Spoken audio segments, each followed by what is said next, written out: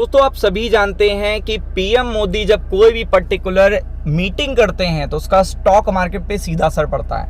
मतलब कोई भी अपडेट अगर पीएम मोदी जी की तरफ से आने वाली है या हमारे प्राइम मिनिस्टर की तरफ से आने वाली है तो आपको पता है उसका सीधा इम्पैक्ट पड़ता है। तो यहाँ तो मल्टीपल कंपनीज की बात हो रही है और इम्पैक्ट आपको कल देखने को मिलेगा। तो अगर आप देखेंगे तो एक बड़ी मीटिंग चल रही है द टाइम्स ऑफ इंडिया पे अपडेट आप जाके पढ़ सकते हो। द टाइम्स ऑफ इंडिया पे जाके आप अपडेट पढ़ सकते हो। India eyes its own big four. तो अब ये क्या चीज है ये आपको पता होनी चाहिए और स्टॉक मार्केट का सीधा कोरिलेशन है। यहाँ पे अगर आप देखोगे तो स्टॉक मार्केट का सीधा कोरिलेशन है। पीएमओ ऑफिस की बात हो रही है। रिव्यू करेंगे रेगुलेटरी चेंजेस ऑन सितंबर 23। तो आप समझ सकते हैं कि इंपैक्ट आपको कल देखने को मिलेगा। और audit firms aim to scale globally. तो आपको पता है पूरा स्टॉक मार्केट में जो कंपनीज हैं वो बड़ी कंपनी है। आपको भी पता है कि एक पूरा क्राइटेरिया होता है तभी आप बीएससी या एनएससी में अपने आईपीओ को लॉन्च कर सकते हो। तो यहाँ पे देखिएगा किसकी बात हो रही होगी। यहाँ पे बिग फर्म्स की बात हो रही है, बिग कंपनीज की बात हो रही है जिनका स्टॉक मार्केट में ऑलरेडी लिस्टिंग आपको देखने को मिल रही है। उनका करंट प्राइस भी ट्रेड हो रहा है, मार्केट प्राइस पे वो ट्रेड हो रहे हैं। तो यहाँ पे अगर प्राइम मिनिस्टर देखिएगा नरेंद्र मोदी जी कोई बड़ा अपडेट लेने वाले हैं यानी कोई बड़ा आउटकम देने वाले हैं तो आपको पता है कि स्टॉक मार्केट का इसका सीधा कोरिलेशन है। और ये रेगुलेटरी चेंजेस करेंगे तो आपको पता है वॉल्यूम इंपैक्ट होंगे। और आप देख सकते हैं जो मेजर्स बनाए जाएंगे उसका एम है इनेबलिंग डोमेस्टिक ऑडिट।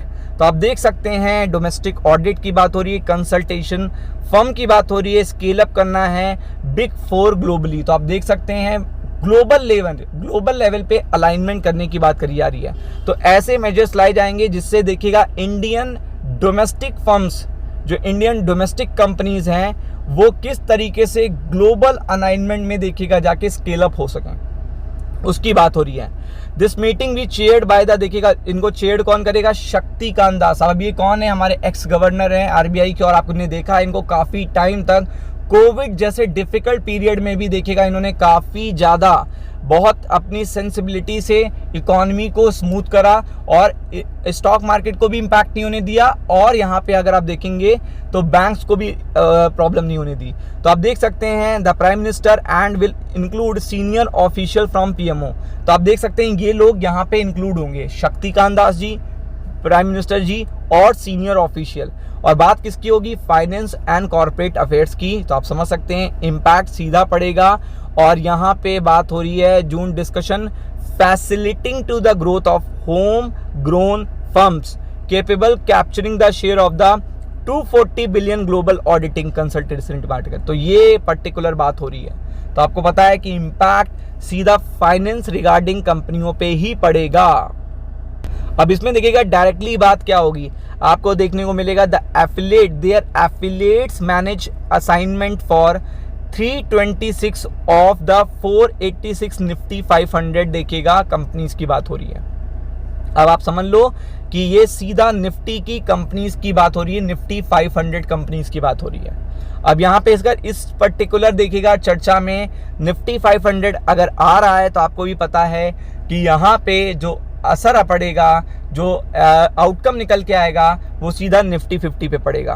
क्योंकि यहाँ पे देखेंगे estimated over 45,000 crore for last fiscal according to the premier फोबेस.com। तो आप देख सकते हैं यहाँ पे सीधा असर आपको पता है यहाँ पे देखने को मिलेगा।